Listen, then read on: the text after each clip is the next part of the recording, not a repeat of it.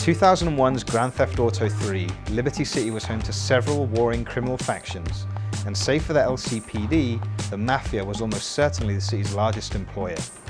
7 years later, that's still true, but the Liberty City that you explore in Grand Theft Auto 4 is barely recognizable as the same place, and it's a lot bigger.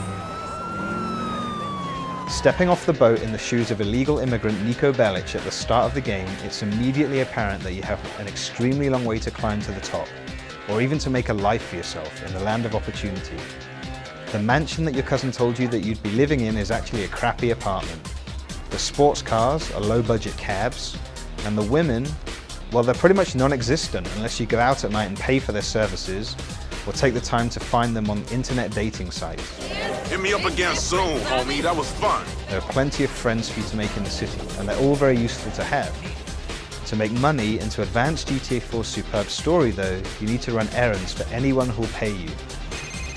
Niko's skill set is somewhat limited, given that his only trade is killing. Fortunately, Liberty City is so corrupt that you'll find that there are plenty of employers looking for people just like you. As in previous games, many of the missions simply require you to deliver packages or kill targets without getting caught by the cops.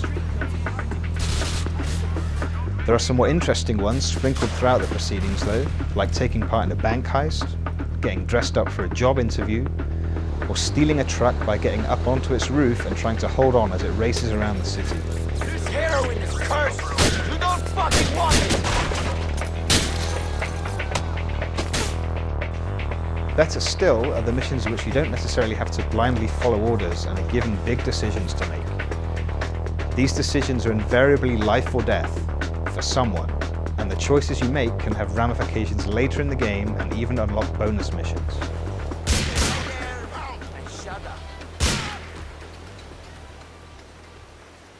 Stay the fuck away from me. The vast majority of missions in GTA4 require you at some point to drive through the city to do battle with enemies on foot or both. In previous GTA games, the on-foot missions have suffered from some poor controls, but in GTA4 these have largely been addressed. Niko is a far more agile protagonist than any of his predecessors. He can climb fences and scale walls, he can shimmy along ledges, and crucially, he can take cover behind objects, in much the same way that characters in games like Gears of War and Uncharted Drake's Fortune can. This new ability makes a lot of the missions involving on-foot gunplay much easier than those in previous games, but they're still just as satisfying.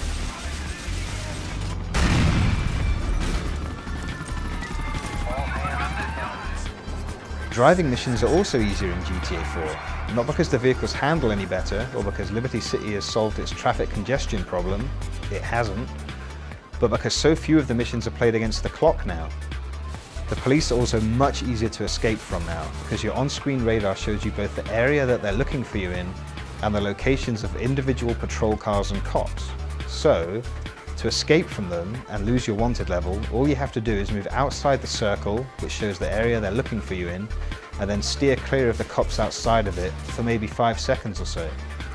It's not a bad system, it just makes brushes with the law less challenging. And since the easiest way to escape is often to find a safe spot and just sit there for a moment, it can be a bit of an anticlimax. Grand Theft Auto 4's story mode can be beaten in under 30 hours. But there are so many distractions and opportunities to do other things that you can safely double that number if you're not in a hurry. You might take time out from your life as a reluctant hitman to take part in street races.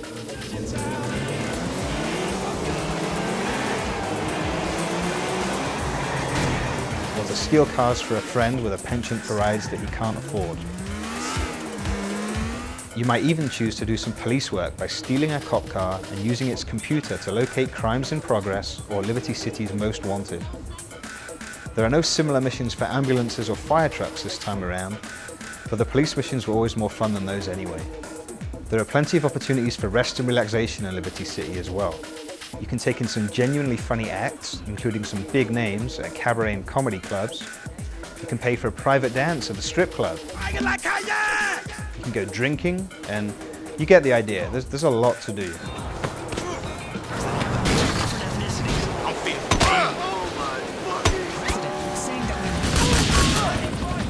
There are no hidden packages to find this time, but that's only because they've been replaced with something even better. 200 pigeons, or flying rats, in need of extermination.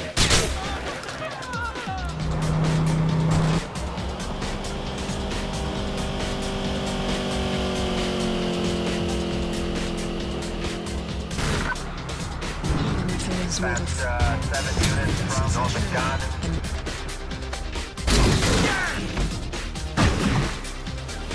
This is nonsense. Interactive minigames are also a good way to take a break and make new friends. You can go 10-pin bowling, you can play pool, and you can play darts. Nico has little trouble making friends, and as you play through the story mode, you'll realize why. He's a likable guy. Are you alright? Too much bullshark testosterone up the ass? Fuck you!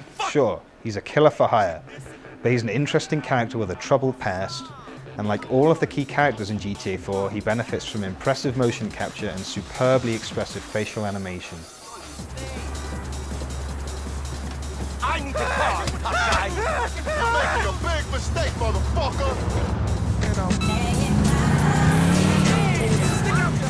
Like Liberty City itself, Nico is no oil painting, but the fact that GTA 4's visuals are a little rough around the edges is easy to overlook when you consider the sheer scale of the environment that you're playing in and how much stuff is going on there. The best way to take in the sights of Liberty City, incidentally, is either to just walk around or to leave the driving to someone else. Cab rides and helicopter tours really show off the city at its best, especially if you switch to the cinematic camera option while you watch them. For sure.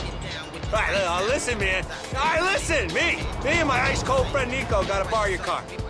Perhaps the most exciting new feature of Grand Theft Auto 4 is online multiplayer. There are over a dozen different modes to choose from, including everything from death matches and car races, through to co-op missions, turf wars, and team-based cops versus crooks games. The quality of these modes varies quite considerably, but what makes them all so impressive is that you have the option to play them either in a confined area of the city or across the entire map.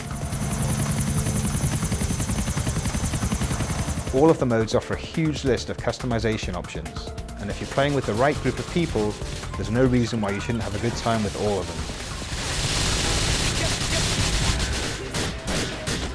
Interestingly, your score in multiplayer games is measured not in kills, but in dollars. You're rewarded money every time you kill someone, but to really reap the rewards, you need to loot their corpse. Which means it's a lot harder to win games as a sniper on a rooftop than it is if you're running and gunning down on the ground. Grand Theft Auto 4 isn't perfect.